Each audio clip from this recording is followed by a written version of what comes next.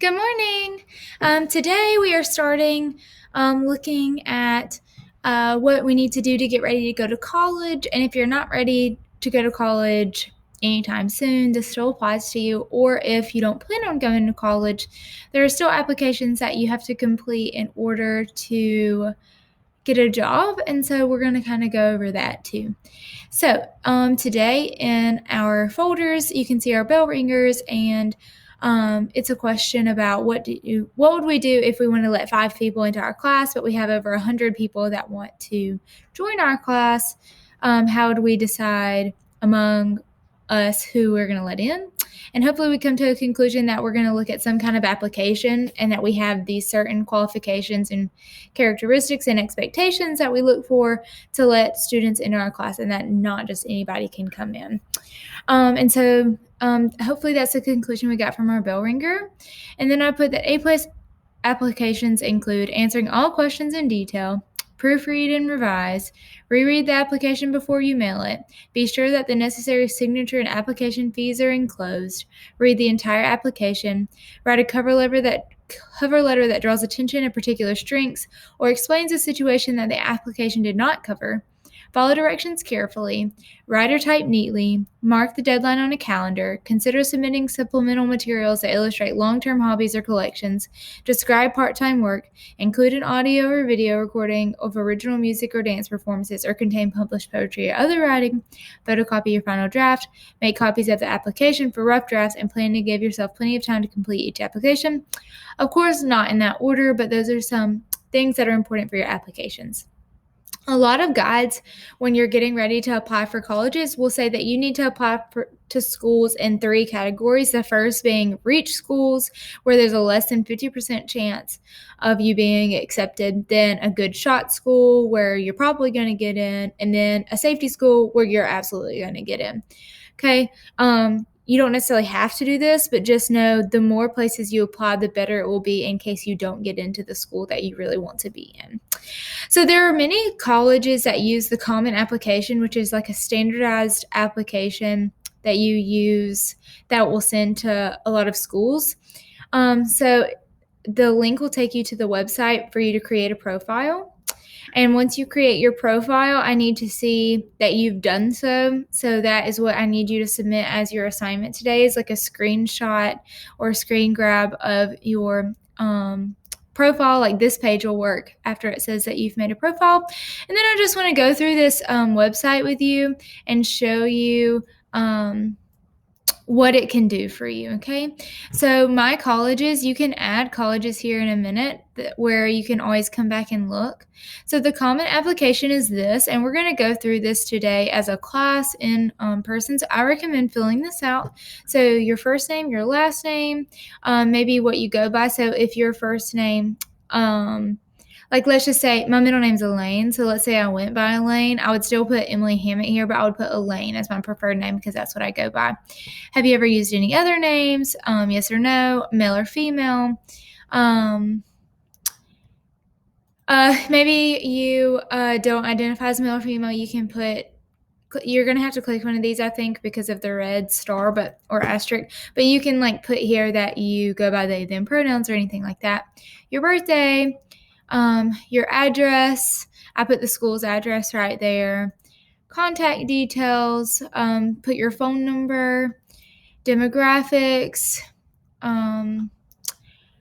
Are you in the military, Hispanic or Latina, regardless of your answer to the prior question, your ethnicity, that you've completed that section the way you wanted to, where you were born, what languages do you speak, citizenship, and then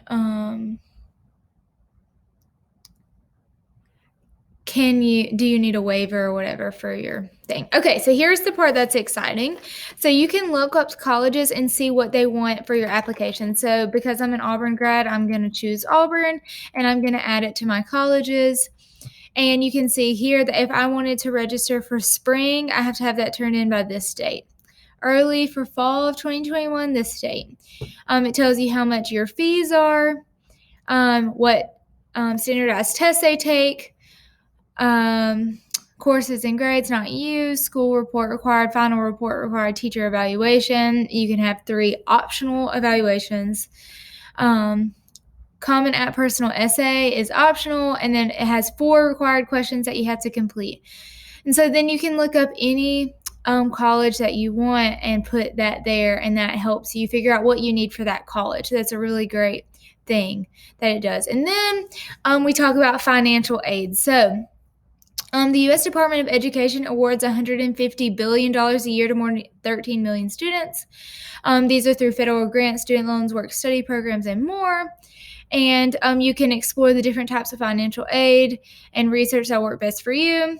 You have to complete the FAFSA. Every college, sorry, I gotta turn my heater on, it's kind of cold. Every college is going to make you complete FAFSA, and here's a link to that right here. And that will help you. This is just saying how much money that your family makes every year, and it'll help you get financial aid from the government. That way you can pay for school better. Your state government, you might have an application you can fill out. And then most colleges and universities offer scholarships themselves. So I think most universities do this, but I know that Auburn, when you get accepted, there is an application that you fill out similar to this, where it goes to all colleges, or I mean all scholarships. So you're applying for all the scholarships in one application. But if you need something extra for certain applications, it tells you that like you need to write this essay for this application. So there's a guide to saving early here. Apply for financial aid is here.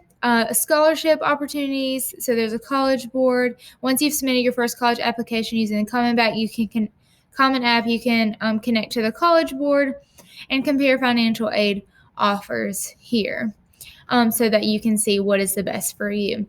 So you can see now when we go to my colleges that Auburn is listed as one of my colleges. I can see what questions that it needs,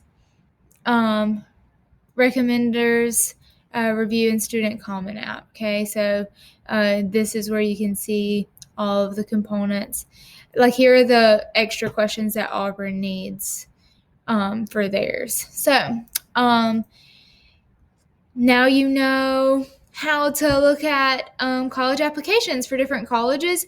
You can also go directly to the college website, just type in the college and then say application. So Auburn University application, apply now, and here is the application for Auburn University. You just have to pick which year that you want to go, and here are requirements and deadlines. And every university is going to have something like this. If you also have questions, you can email the people at admissions. So you would just say Auburn University admissions office right here, and then it'll take you to the contact us, and you can contact an admissions advisor, and you can do that anywhere. So University of North Alabama admissions, and then contact admissions. So you can look at any university or any college. Junior college colleges will have these two, trade schools will have these two. Okay, so all you have to do today is your bell ringer, and then I need a screen grab of your application on the Common App website. That's it. If you have any questions, let me know. I hope you're happy and healthy, and I hope to see you soon. Bye.